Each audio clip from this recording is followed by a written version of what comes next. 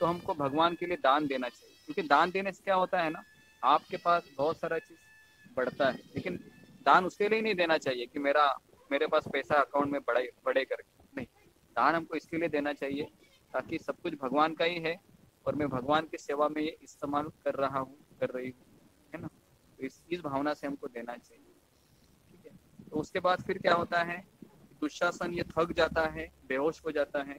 और उसके बाद देखो, उसके बाद फिर क्या होता है, देखो उसके बाद फिर द्रौपदी इतनी दुखी हो जाती है कि वो शाप देती है धृतराष्ट्र को। क्या शाप देती है, ध्यान से सुनो। वैसे आवाज करती है कि जितने भी सभा में लोग बैठे हैं और ये राजा यहाँ पर है, हाँ, मैं शाप देती हूँ। तभी गांधारी आती है दौड़ते दौड़ते। गांधारी कहते हैं कि रुको रुको रुको बेटी, शाप मत दो, है ना। तो फिर गांधारी बोलती है धृतराष्ट्र को, अरे तुम अंधा है ना, माना तुम अंधा है, तुम्हारी आंखें नहीं है, लेकिन तुम्हारे कान तो है ना। तुमको एक अबला नारी की आवाज सुनाई नहीं दे रही है।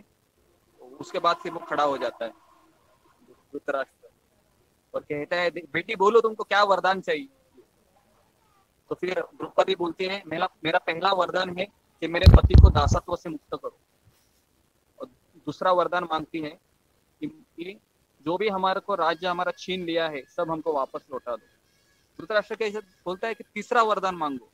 तो द्रौपदी बोलती है, एक क्षत्राणी को दो से ज्यादा वरदान मांगने का अधिकार नहीं है, तो मैं इतना ही मांगूंगी। तो उस तरीके से फिर हाँ, उस तरीके से फिर इनको सारा राज्य मिल जाता है पांडवों को, है ना। फिर ये घर जाते हैं इंद्रप्रस्थ में। लेकिन दुर्योधन वापस भड़क जाता है। दुर्योधन बोलता है, ये क्या किया पिताश्री, बनाए बनाए पे पानी फेर दिया आपने, मैं वापस अभी आत्महत्या करने जा रहा हूँ, मैं चला अभी। रुद्र बोला, रुको रुको रुको रुको रुको, क्या हो गया बेटे। बोलते नहीं, आप वापस उनको जुए के लिए उनको बुलाओ करके। तो वापस दूत को भेजा जाता है, वापस जुआ खेला जाता है। और तभी एक शर्त होती है, अभी जो हारेगा 12 साल वनवास, 1 साल अज्ञातवास करेगा। तो इस तरीके से दूसरी बार जुआ खेला जाता है, युधिष्ठिर हार जाता है और ये 12 साल वनवास, 1 साल अज्ञातवास, जो विराट देश का राजा है, मत्स्य देश का राजा विराट, वहां पर ये रहते 1 साल, है ना। ये द्रौपदी वो सैरेंद्री बन जाती है, अर्जुन है वो बृहनल्ला बन जाता है, एक छक्का। उसके बाद जो नकुल सहदेव है वो घुड़सवार बन जाते हैं और युधिष्ठिर हमारे कंक बन जाते हैं। हाँ, तो ये इस भौतिक जगत है, ये भौतिक संसार हमको बोलते हैं ना कि ये भौतिक संसार भगवान ऐसा बनाया है ना कि यहाँ पर हम कोई भी चीज पलटी हो सकती है। आज हम बहुत पैसे वाले हैं, गरीब हो सकते हैं, है ना। आज मेरे पास दुकान है, दुकान भी नहीं रह सकता है ना। आज मेरे पास मेरे पति है, पत्नी, पता नहीं कल जाके रहेंगे नहीं रहेंगे। तो परिस्थिति संसार में बदलती रहती है। तो उसके पश्चात फिर जब ये बोलते हैं कि अभी हमको हमारा राज दे दो करके, है ना, फिर ये बोलते हैं कि नहीं, सुई के नोक की इतनी भी जगह नहीं दूंगा मैं, ऐसा बोलता है दुर्योधन। फिर भी भगवान शांतिदूत बनकर जाते हैं हस्तिनापुर में और कहते हैं कि देखो तुम्हारा जो बेटा है ना, वो पागल है, मंद बुद्धि, इसको तो कुछ समझ में आता नहीं, है ना। मैं केवल 5 गांव मांग रहा हूँ, 5 गांव आप दीजिए, है ना, पांडवों को, क्योंकि वो क्षत्रिय है। तो ये फिर बोलता है, दुर्योधन वही बोलता है कि मैं सुई की नोक की इतनी जगह भी नहीं दूंगा।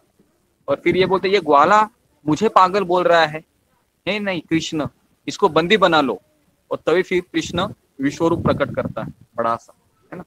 और उसके बाद फिर वो दुर्योधन शकुनी बोलता है कि ये मायावी है ना, भगवान को मायावी कहता है शकुनी, है ना।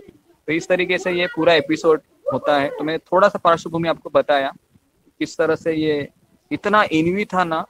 तो सोचो अभी अभी क्या हो रहा है कि फिर युद्ध लड़ाया गया, है ना। युद्ध अभी फिर ठीक है, अभी युद्ध होगा, क्योंकि बात ही नहीं मान रहे, है ना। कृष्ण की भी बात नहीं मानी। कृष्ण बोला ठीक है अभी युद्ध करेंगे। तो फिर दुर्योधन फिर भी जाता है कृष्ण के पास कि मुझे आप चाहिए करके, मेरे साइड से युद्ध करो। अर्जुन बोलता है कि मुझे आप चाहिए।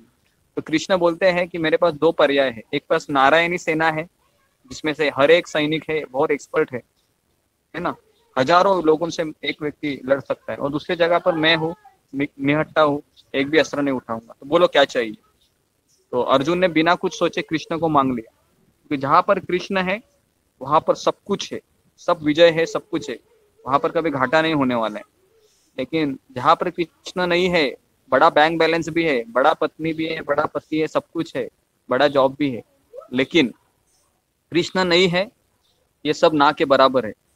तो ये अर्जुन जानता था, लेकिन दुर्योधन ये हंसते हंसते स्वीकार किया।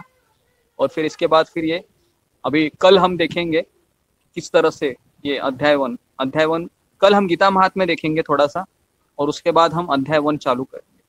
तो थोड़ा सा मैंने पार्श्वभूमि बताया आपको कि किस तरह से ये भगवत गीता की शुरुआत, क्या बैकग्राउंड है इसका, है ना। तो यहाँ पर हम रुकते हैं, 5 मिनट बाकी है। तो कितने सारे लोग नए आए हैं यहाँ पर, थोड़ा सा आप अपना इंट्रोडक्शन दीजिए। प्रभु जी, माता जी, जो कोई है तो पहली बार यहाँ पर आया है सत्र में, और खास करके जो पुराने लोग भी ज्वाइन हुए उनको देने की आवश्यकता नहीं है, लेकिन जो जिन्होंने आपने जिनको जो है ना, उनका नाम आप ले सकते हैं और वो बता सकते हैं। आप बताइए, कोई है यहाँ पर नए? विमल नायक। हाँ, विमल नायक। हरे कृष्णा। हाँ, हरे कृष्ण। ओके, विमल नायक। हाँ, हरे कृष्णा। विमल नायक, कैसा लगा आपका प्रभु जी ये सेशन? समझ में आया कुछ? तो ठीक लगा, ओके। तो अभी हम क्या कहें, एक ग्रुप बनाए हमें, तो हम उसमें कुछ प्रश्न, 4 से 5 हम प्रश्न भेजेंगे, आप उसको लिखना है आपको, और आपको उसी ग्रुप में सेंड करना है, फोटो निकाल, है ना। तो उससे क्या होगा कि आपका मेमोराइजेशन भी हो जाएगा, ठीक है। और कौन व्यक्ति है? प्रभु जी है जो पहली बार आए हैं सत्र में, पहली बार सत्र में आए हैं, ऐसे कोई है? विमल जी के अलावा यहाँ पर एक अंशुल राठौड़ करके मुझे दिख रहे हैं, अंशुल राठौड़। और बाकी सब, एकता यादा, ये एक है। उसके बाद कपिल कुमार, ये एक है। उसके बाद मंजू जी है। उसके बाद पारमल सुदर्शन, एक सुदर्शन प्रभु जी हाथ उठा रहे हैं, ये एक नहीं। एक मिनट अंजलि, ये नए लोगों के लिए बेटर है। तो मैं प्रभु जी कल मेरी, हाँ प्रभु जी, हरे कृष्णा। हाँ, हरे कृष्णा। हाँ, बोलिए जी। कल मेरी बात आपसे हो चुकी थी, इसीलिए मैंने आज इंट्रोडक्शन नहीं दिया। I am really sorry for that. हाँ, ठीक है, कोई बात नहीं, मैं आपको जानता हूँ, तो मैसेज भी आया था। हाँ जी, ओके। हाँ जी।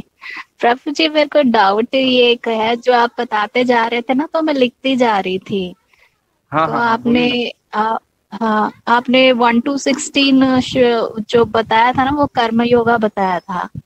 हाँ, 1 to 16, हाँ 16 नहीं, और 1 to 6 1 to 6 है। हाँ, 1 to 6 कर्म योग है। हाँ, 7 to 12 भक्ति योग है। भक्ति yoga. And third one 13 to 18 ज्ञान योग। ओके।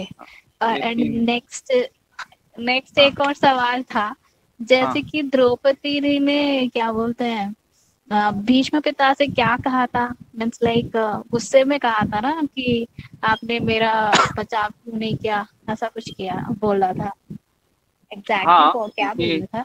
भीष्म ने क्या किया था कि द्रौपदी के प्रश्न का उत्तर नहीं दिया था, और हालांकि भीष्म पितामह रक्षा कर सकते थे द्रौपदी का, तो द्रौपदी को लग रहा था कि एटलीस्ट ये तो मुझे बचाएंगे, लेकिन वो भी बचा नहीं सके।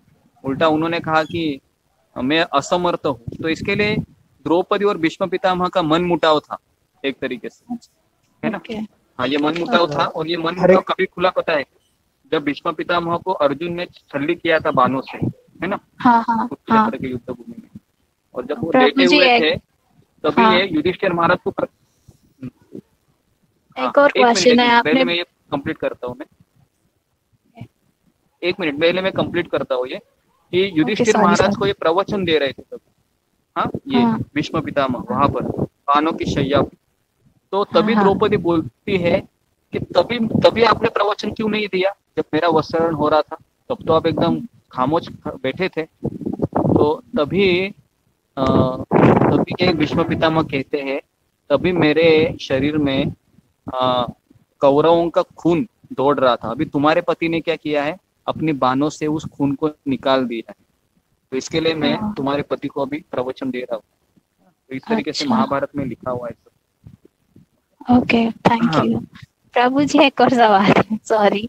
वो आपने बोला हाँ, था ना 12 आपका साल वीडियो ऑन वनवास। कीजिए। अच्छा हाँ, अच्छा, ओके आपका ओके वीडियो ऑन कीजिए।